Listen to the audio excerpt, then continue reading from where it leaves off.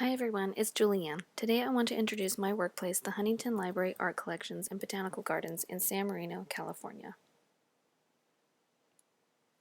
A private nonprofit institution, the Huntington was founded in 1919 by Henry E. Huntington, an exceptional businessman who built a financial empire that included railroad companies, utilities, and real estate holdings in Southern California.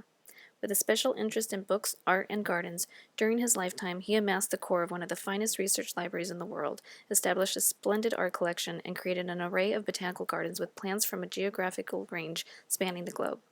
These three distinct facets of the Huntington are linked by a devotion to research, education, and beauty. The library's collection of rare books and manuscripts in the fields of British and American history and literature is nothing short of extraordinary. For qualified scholars from around the globe, the Huntington is one of the largest and most complete research libraries in the United States in its fields of specialization. For the general public, the library has on display some of the finest rare books and manuscripts of Anglo-American civilization. Altogether, there are about 6 million items in the library collection. The Munger Research Center is the newest addition to the library structure. Added about 12 years ago, there are 90,000 square feet of space for scholars and staff, preservation, conservation, and storage underneath. The Huntington Art Gallery, originally the Huntington's residence, contains one of the most comprehensive collection in this country of 18th and 19th century British and French art. It serves as home to Gainsborough's Blue Boy and Sir Thomas Lawrence's Pinky, our two famous paintings.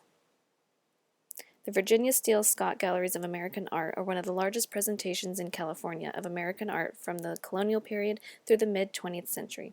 On display in the Scott Gallery, the Huntington's American art collection includes works from the 1690s to the 1950s, including important paintings such as Mary Cassatt's Breakfast in Bed, Robert Rauschenberg's Global Loft, and Edward Hopper's The Long Leg.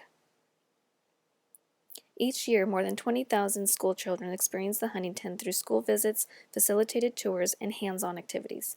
The image on the left shows a trained docent, what we call an education facilitator, who is discussing one of the grand portraits in the main gallery. The image on the right is one of the classes I designed for our summer Huntington Explorers program. A contracted teaching artist is discussing the 20th century American artist Sam Francis with a class of 5- and 6-year-olds during special gallery time before it opens to the public. The Botanical Gardens are an ever-changing exhibition of color and constant delight. Covering 120 acres, more than a dozen specialized gardens are arranged within a park-like landscape of rolling lawns. Among the most remarkable are the Desert Garden, Japanese Garden, the Rose Garden, and the Chinese Garden. The Huntington's education programs serve a broad audience and provide enrichment for members of the institution, casual visitors, school teachers, children, and adults. Programs range from lively activities for preschoolers to intensive 5-week institutes for K-12 classroom teachers. On average, the Huntington school programs serve about 20,000 children and 750 teachers each year. At the Huntington, our visitors learn from the real thing, be it a personal letter in George Washington's own handwriting, a priceless 18th century cabinet with secret compartments, or a strange carnivorous plant that eats bugs. The Huntington's youth and family programs that I oversee offer one-day workshops, preschool series, weekend festivals, community group engagement, and even week-long day camps. The Garden Discovery Carts are part of the youth and family programs. They're a mobile educational exhibit for children and families that encourage observation and exploration.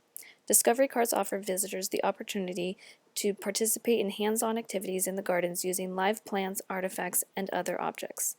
The array of activities offered on each cart, besides being garden site specific, are designed to appeal to all ages.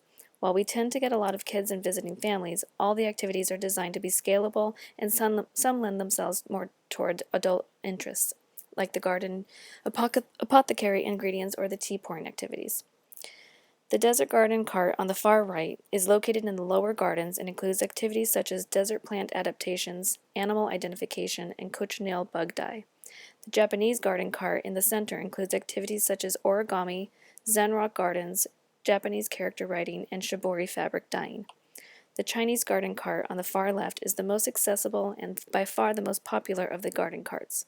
Its activities include the Beijing opera mask like the one shown, Chinese calligraphy, paper lanterns, plant symbolism in architecture, and the Chinese tea pouring ceremony brought out only on special occasions.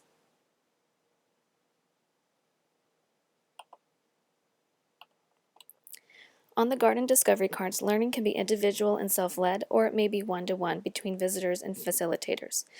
It's located in an outdoor location, and the learning is self-motivated, inquiry-based, and a drop-in method for brief art and science activities.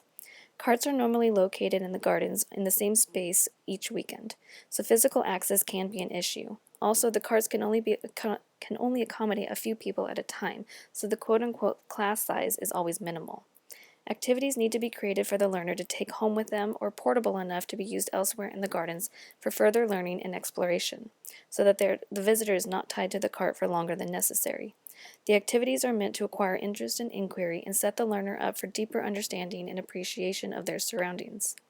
In recent weeks, there have been discussion about issues of content, accessibility, program audiences, and goals. While I oversee the program, there's confusion that lies in whose audience it serves, the goals of the activities and content, and ownership of budgets and staff. My hopes of expanding the CARTS program to include art and library collections will be dependent on establishing effective outcomes for the current offerings, so stay tuned and thanks for watching.